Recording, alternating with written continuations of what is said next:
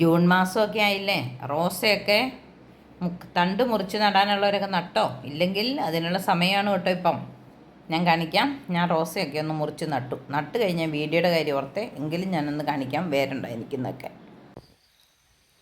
നമുക്കിന്ന് റോസയുടെ ഇത്തിരി വിശേഷങ്ങൾ പറയാം. കണ്ടോ, ഒരു കൊല പൂവ്, വേറൊരു റോസ, ഇവിടെയുണ്ട് 2-3 റോസപ്പൂ.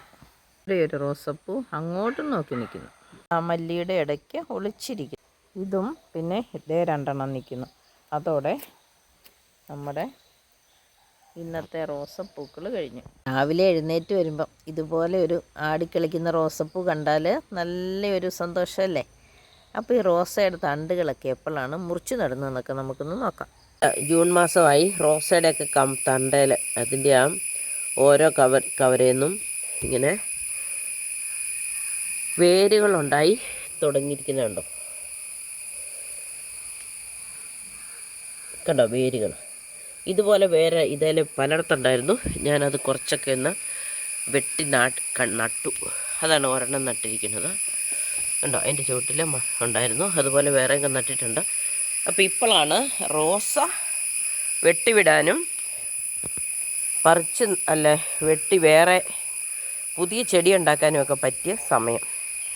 അപ്പോൾ ഇതുകൊണ്ടോ ഒരെണ്ണം വെട്ടി ഇതിനകത്ത് ഞാൻ കുത്തിയിട്ടുണ്ട്. ഇത് വേര് പിടിച്ച് കഴിയുമ്പോൾ, അല്ലെങ്കിൽ മഴ കൂടുതലാണെങ്കിൽ നമുക്ക് ഇവിടുന്ന് ചട്ടിക്കകത്ത് നട്ട് കഴിഞ്ഞുള്ളൊരു ഗുണം എന്താണെന്ന് വെച്ചാൽ, മഴ കൂടുതലാണെങ്കിൽ നമുക്കെടുത്ത് മഴ നനയില്ലാത്തടത്തോട്ട് മാറ്റി വെക്കാം. അത് കഴിഞ്ഞ് മഴക്കാലം കഴിയുമ്പോൾ ഒരു മണ്ണിലിച്ചിരി വലിയ കുഴി ഉണ്ടാക്കി അതിനകത്ത് അല്പം ചാണകമോ പാക്റ്റംബോസോ ഒക്കെ ഇട്ടിട്ട് അതിലേക്ക് ഇറക്കി വെച്ച് നമുക്ക് നടുകയും ചെയ്യാം. അങ്ങനെ ഞാൻ 2-3 ചട്ടിക്കകത്തോടെയും പിന്നെ നിലത്തൊക്കെ ആയിട്ട് നട്ടിട്ടുണ്ട്.